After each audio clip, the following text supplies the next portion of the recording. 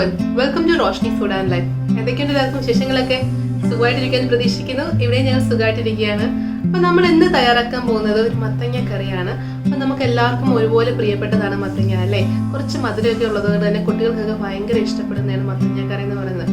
ഇവിടെ മോനാണെങ്കിൽ മത്തങ്ങ കറി ഉണ്ടെങ്കിൽ വേറെ ഒന്നും വേണ്ട, കാരണം ചെറിയൊരു മധുരം ഉള്ളതുകൊണ്ട് ചോറ് കഴിക്കാൻ ഭയങ്കര ഇൻട്രസ്റ്റ് ആണ് കേട്ടോ. അപ്പം ഒട്ടും സമയങ്ങളായി നമുക്ക് നോക്കാം എങ്ങനെയാണ് നമ്മുടെ അടിപൊളി മത്തങ്ങ കറി തയ്യാറാക്കി എടുക്കുന്നതെന്ന്.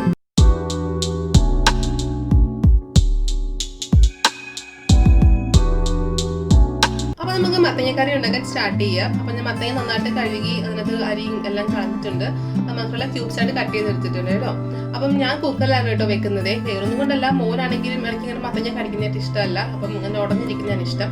അപ്പൊ നിങ്ങൾക്ക് അങ്ങനെ നിർബന്ധമൊന്നുമില്ല, കടായി വേണമെങ്കിലോ പാൻ വേണമെങ്കിലോ ചരുവോ മുരളി എന്തിൽ വേണമെങ്കിലും നമുക്ക് മത്തങ്ങ വേവിച്ചെടുക്കാം. അപ്പൊ ഞാൻ എന്തായാലും കുക്കറിൽ വേവിച്ചെടുക്കാൻ പോവാണ്. അപ്പൊ ഒരുപാട് നേരം ഒന്നും വേണ്ട, ഒരു 1-2 വിസിലടിച്ചാൽ മതിയാവും. വേഗം തന്നെ വെന്ത് കിട്ടും, എന്നാലും ഉടഞ്ഞു കിട്ടുകയും ചെയ്യും കേട്ടോ.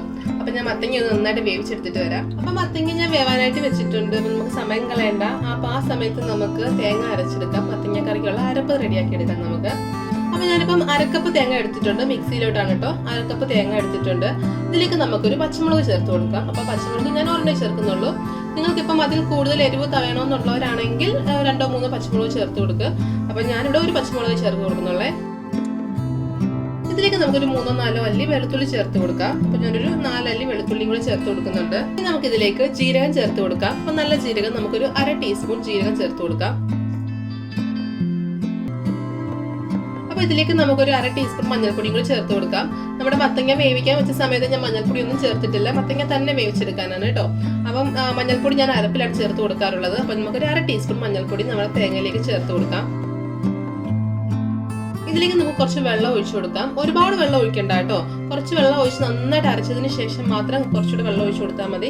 കാരണം ഒരുപാട് വെള്ളമായി പോയി കഴിഞ്ഞാൽ തേങ്ങ നന്നായിട്ട് അരഞ്ഞു കിട്ടത്തില്ല. നമുക്ക് കറികൾക്കൊക്കെ നല്ലതായിട്ട് തേങ്ങ അരഞ്ഞു കിട്ടണം അല്ലേ? അപ്പൊ അതുകൊണ്ട് തന്നെ കുറച്ച് വെള്ളം ഒഴിച്ച് നമുക്ക് നന്നായിട്ട് അരച്ചെടുത്തോണ്ട് വരാം. ഞാൻ ഇതിലേക്ക് കുറച്ച് വെള്ളം ഒഴിക്കുകയാണ്.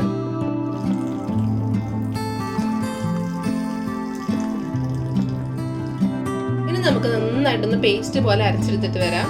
അപ്പൊ നമ്മുടെ അരപ്പ് ഞാൻ നന്നായിട്ട് അരച്ചെടുത്തിട്ടുണ്ട്. നല്ല പേസ്റ്റ്, ഫൈൻ പേസ്റ്റ് ആക്കി എടുത്തിട്ടുണ്ട് കേട്ടോ. അപ്പൊ നമ്മുടെ മത്തങ്ങ ഒന്ന് വെന്ത് കിട്ടിക്കഴിഞ്ഞാൽ നമുക്ക് അരപ്പുഴ ചേർത്ത് നന്നായിട്ട് മിക്സ് ചെയ്തെടുക്കാം.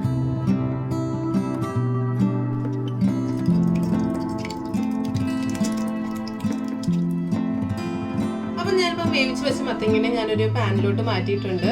അപ്പൊ ഇളക്കാനുള്ള സൗകര്യത്തിന് വേണ്ടിയാണോ ഞാനിപ്പോ ഒരു പാനിലോട്ട് മാറ്റിയത്. അപ്പൊ നിങ്ങൾക്ക് അതല്ല ഏതിലാണോ ഉണ്ടാക്കുന്നത് ആ പാത്രത്തിൽ തന്നെ ചെയ്താൽ മതി കേട്ടോ. അപ്പൊ ഞാനിപ്പോ ഇളക്കാനും വീഡിയോ ചെയ്യാനുള്ള സൗകര്യത്തിന് വേണ്ടിയാണ് ചെയ്തത്. അപ്പൊ നിങ്ങൾ കുക്കറിലാണെങ്കിലും പാനിലാണെങ്കിലും കടായിലാണെങ്കിലും ചരുവത്തിലാണെങ്കിലും അതിൽ തന്നെ അരപ്പ് ചേർത്തങ്ങ് മിക്സ് ചെയ്തെടുത്താൽ മാത്രം മതി. ഞാനിപ്പോ ഇളക്കാൻ പറ്റാത്തതുകൊണ്ട് മാത്രമാണ് ഞാനിപ്പോ പാനിലോട്ട് മാറ്റിയത് കേട്ടോ. ഇതിലേക്ക് നമുക്ക് തയ്യാറാക്കിയിരിക്കുന്ന തേങ്ങയുടെ അരപ്പ് ചേർത്ത് കൊടുക്കാം. ഇനി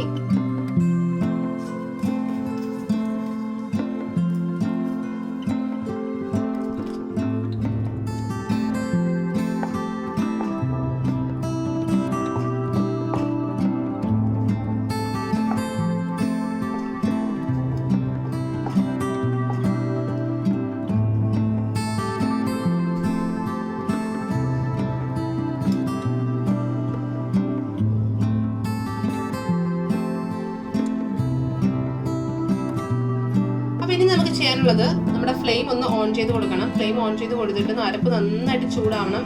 അപ്പം ഒരുപാട് അടുത്ത് തിളയ്ക്കൊന്നും വേണ്ട. അങ്ങോട്ട് തിളച്ച് തുടങ്ങുമ്പോൾ തന്നെ നമുക്കൊന്ന് ഓഫ് ചെയ്ത് വെക്കാം. എന്നിട്ട് അവസാനം കടുക് വറുത്തങ്ങ് ഒഴിച്ചാൽ മതി. അപ്പൊ അത്രയും പണിയുള്ളൂ നമ്മുടെ മത്തങ്ങ കറിക്ക്. വളരെ ഈസി ആൻഡ് ടേസ്റ്റി ആയിട്ടുള്ള ഒരു കറിയാണ്. അപ്പൊ നമുക്ക് ഫ്ലെയിം ഓൺ ചെയ്തിട്ട് നന്നായിട്ടൊന്ന് ചൂടാക്കി എടുക്കാം.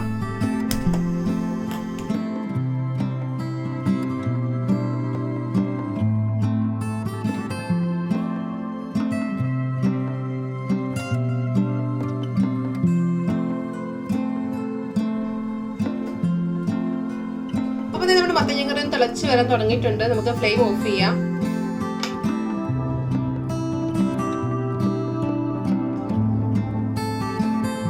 ഇനി നമുക്ക് ഇതിലേക്ക് കടുക് വറുത്തോട് ഒഴിച്ചു കഴിഞ്ഞാൽ നമ്മുടെ കിടിലൻ മത്തങ്ങ കറി റെഡി ആയി കഴിയും. കടുക് വറുത്തെടുക്കാനായിട്ട് ഞാനൊരു ചെറിയ പാൻ ഗ്യാസ് സ്റ്റൗവിൽ വെച്ചിട്ടുണ്ട്. ഇതിലേക്ക് നമുക്ക് വെളിച്ചെണ്ണ ഒഴിച്ചു കൊടുക്കാം. അപ്പൊ നമ്മുടെ എണ്ണ നന്നായിട്ട് ചൂടായിട്ടുണ്ട്. ഇതിലേക്ക് നമുക്ക് കടുക് ചേർത്ത് കൊടുക്കാം.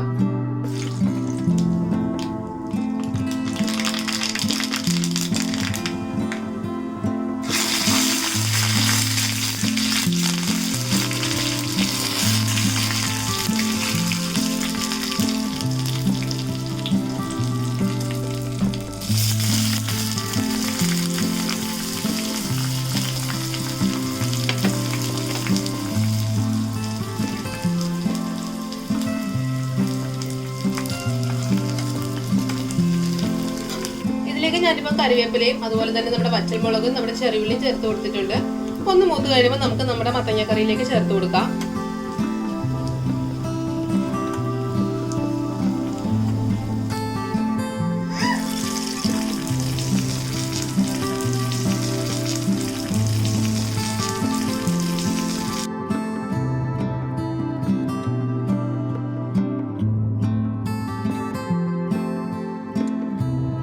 മത്തങ്ങ വേവിക്കാൻ നേരത്ത് ഉപ്പ് ചേർത്തിട്ടാണ് കേട്ടോ വേവിച്ചത്. ആവശ്യത്തിന് ഉപ്പ് ചേർത്തിട്ടായിരുന്നു ഞാൻ വേവിച്ചെടുത്തത്. അപ്പൊ ഞാൻ എന്തായാലും ഉപ്പൊന്ന് നോക്കട്ടെ കറക്റ്റ് ആണോ എന്ന്. കുറച്ചുകൂടെ ഉപ്പ് വേണം കേട്ടോ. അപ്പൊ ഞാൻ അല്പം ഉപ്പ് കൂടെ ചേർത്ത് കൊടുക്കുന്നുണ്ട്.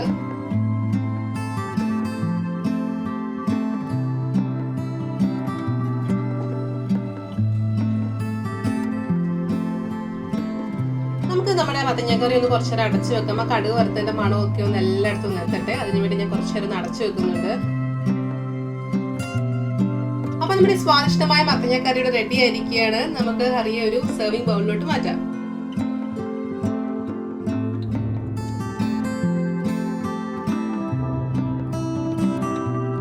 എങ്ങനെ ഉണ്ടായിരുന്നു നമ്മുടെ മത്തങ്ങക്കറി? അടിപൊളിയായിട്ടില്ലേ? അപ്പം എല്ലാവരും ട്രൈ ചെയ്ത് നോക്കണം കേട്ടോ. ഈ രീതിയിൽ ഒന്ന് ട്രൈ ചെയ്ത് നോക്കണം. അപ്പൊ എല്ലാവർക്കും അറിയാവുന്നതാണെങ്കിലും ഞാൻ എന്റേതായ രീതിക്കാണ് കാണിച്ചിരിക്കുന്നത്. അപ്പൊ ഒന്ന് ട്രൈ ചെയ്ത് നോക്കിയിട്ട് നിങ്ങളുടെ അഭിപ്രായങ്ങളൊക്കെ കമന്റ് ബോക്സിൽ ഇടണം. അപ്പൊ ചോറിന്റെ കൂടെ മത്തങ്ങക്കറിയും പിന്നെ അതുപോലെ ഒരു മീനും ഉണ്ടെങ്കിൽ പിന്നെ വേറെ ഒന്നും വേണ്ട. നല്ലൊരു കോമ്പിനേഷനാണ് മത്തങ്ങക്കറിയും മീൻ കറിയും. രണ്ടും കൂടെ ചേർത്ത് കഴിക്കാൻ നല്ല അടിപൊളി ടേസ്റ്റ് ആണ് കേട്ടോ. അപ്പൊ എല്ലാവരും ട്രൈ ചെയ്ത് നോക്കുക. വീഡിയോ ഇഷ്ടമായി കഴിഞ്ഞാൽ ലൈക്ക് ചെയ്യുക, ഷെയർ ചെയ്യുക.